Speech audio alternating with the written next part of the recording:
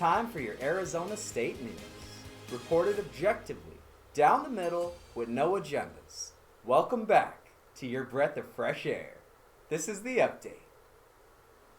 Now remember, you can catch this episode streaming on the HYFNTV channel on your Roku, or get us on your phones at HYFNTV.com. You can also stream your favorite segments whenever you want on demand on Roku and HYFNTV.com. Let's start it off with an update on the Arizona gubernatorial elections. Daniel? Thank you, Tiff, and good day, everyone. The plot thickens in Arizona in the gubernatorial elections. The debate that was scheduled to take place on October 12th did not happen due to Democratic candidate for governor Katie Hobbs declining the debate, commenting to AZ Central, and I quote, "What I'm focused on is talking to the voters of Arizona." She said, "I'm not interested in being a part of Kari Lake's spectacle or shouting match, and I'm going to keep taking my case directly to the voters." Now, we make it our job here on the update to keep you up to date on all things elections. That's why we are your 2022 election news leaders. We give it to you straight, just facts, non-biased, enabling you to choose the candidate that most aligns with your ethics and values. That in mind, we thought we'd help everyone who doesn't know understand the process, the debate process for the governor race in Arizona. Who puts on the debates, and what happens if a candidate declines, like what just happened here in Arizona with Katie Hobbs. Let's go to Jai for the details. Thank you, Daniel. And thank you all for the opportunity to bring unbiased information to you. For a long time, it's felt like almost all the news outlets have an agenda they're trying to push. Not us. I wouldn't be a part of this network if it wasn't unbiased. Because when I'm gathering information, I want the freedom to decide what I believe for myself. That shouldn't be up to someone else, right? Okay, so it seems like at the center of understanding this debate debacle here in Arizona is the Clean Elections Committee. Why? Well, according to azcleanelections.gov, the Citizens Clean Elections Commission is a nonpartisan commission created by voters in 1998 titled the Citizens Clean Citizen Elections Act. Now, it codified that the commission educates viewers, provides campaign funding, and enforces campaign finances and laws. Now, the goal of this act was to root out corruption and promote confidence in our political process. Now, let's kick it over to Tiff to explain their impact on debates. Thank you, Jai. Okay, so candidates for the office of governor and other elected offices have the option to either participate or decline funding from the Clean Elections Committee.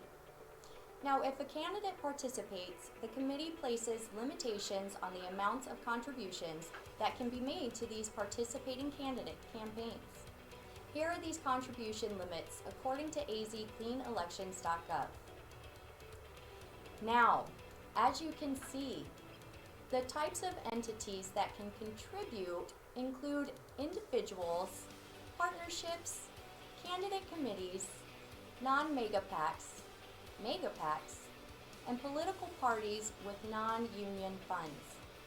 Participating candidates are prohibited from receiving funds from corporations, limited liability companies, trusts, and unions. Now that we've discussed whose contributions can and can't be accepted by those candidates accepting Clean Elections funding, when we come back, we'll kick it over to Daniel, who will tie it all together by helping us understand the impact of Katie Hobbs declining to publicly debate Kari Lake.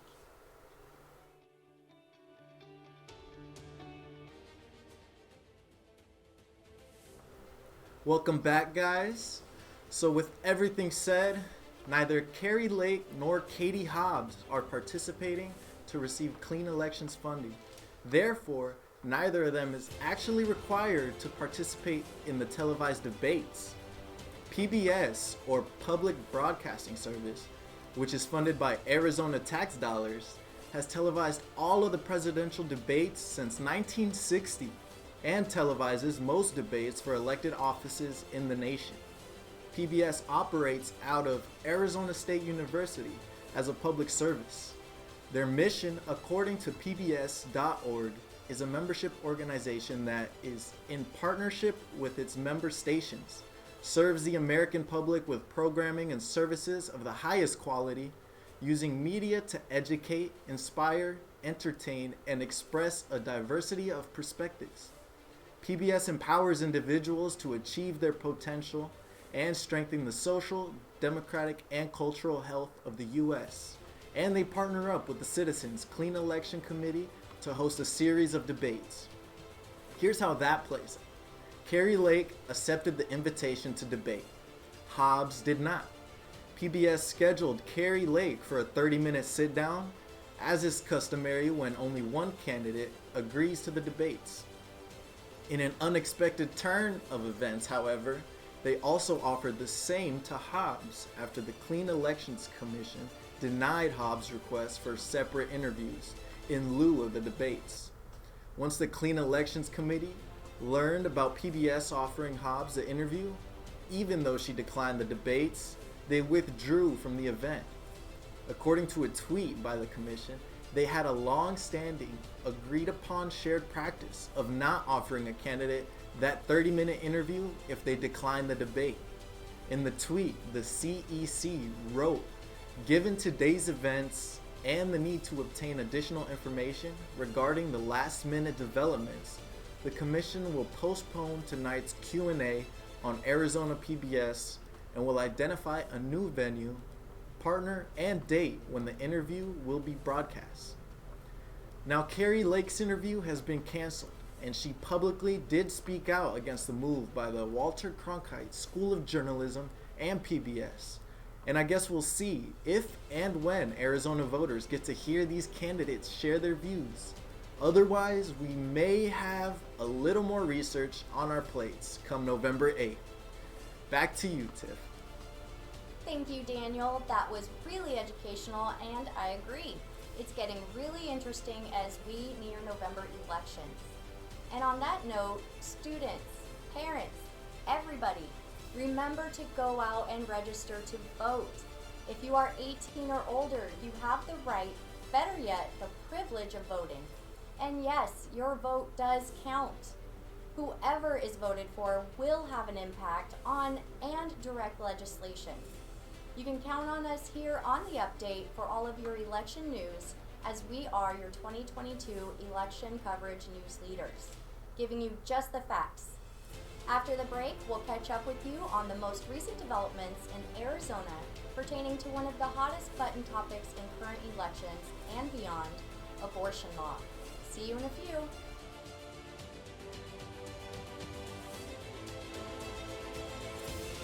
Welcome back. I'm Tiff.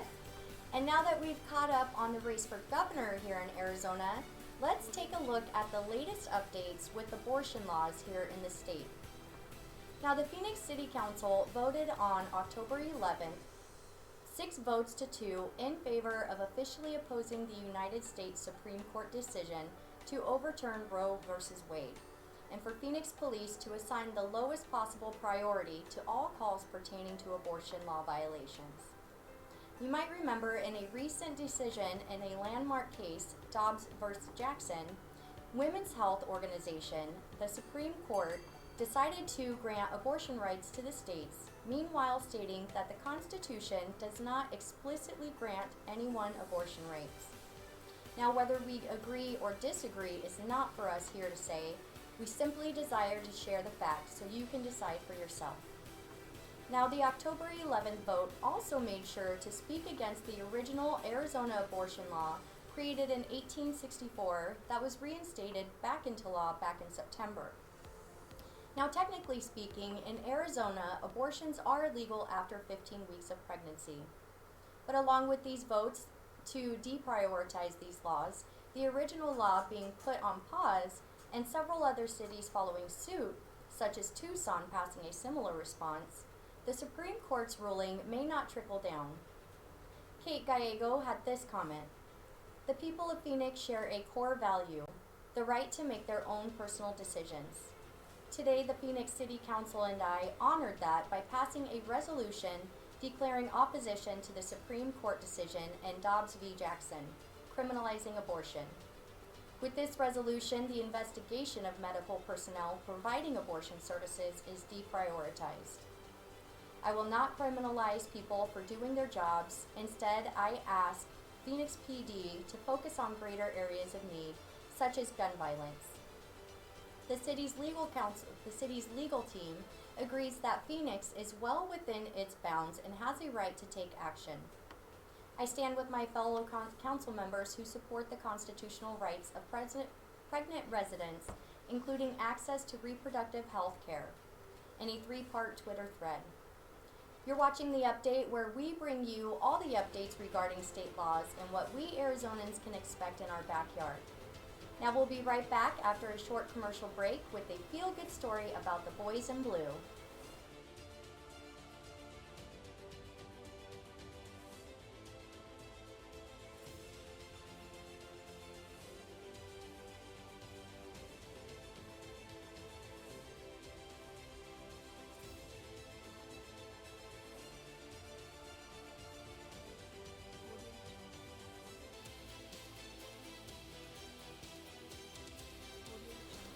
Welcome back. Thanks for checking out The Update. You can check out all our segments and episodes on demand by adding the HYFNTV channel on Roku, or find us on your phone at HYFNTV.com. Now, we've all seen and heard stories in the news about police brutality or discrimination, right? But what about something heartwarming?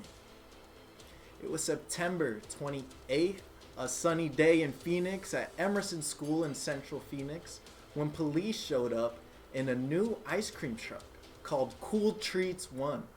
And police, along with the folks from Courtesy Chevrolet, handed out free popsicles and stickers to all the kids.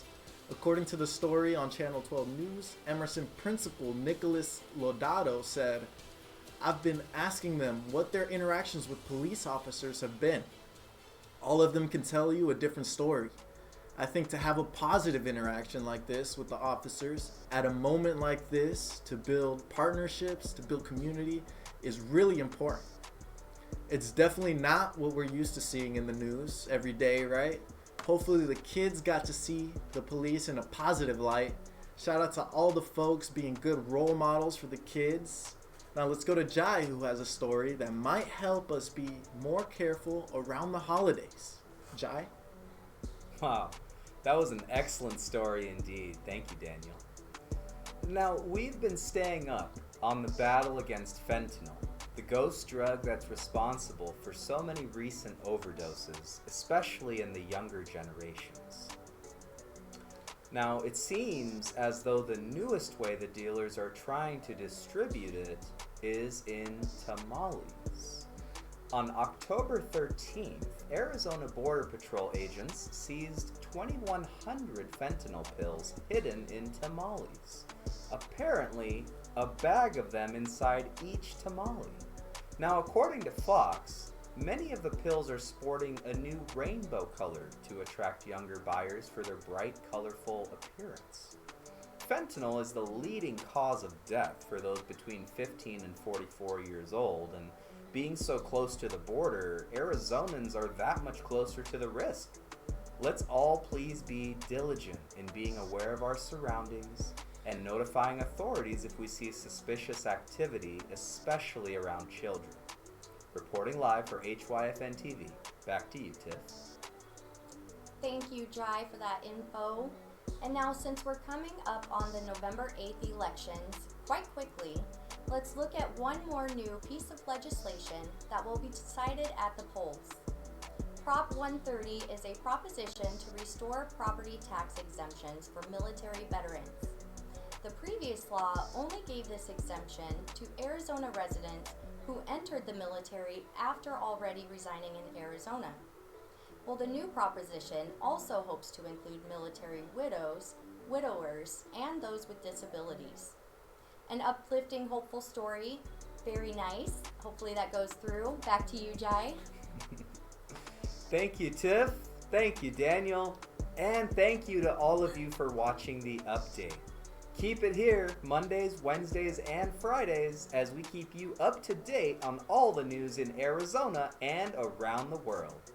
For all things elections and what matters to Arizonans, down the middle, no agenda, just the facts. That's all for now. From HYFNTV Studios in Sun City, Arizona, I'm Jai. I'm Daniel. And I'm Tiff. Bye for now.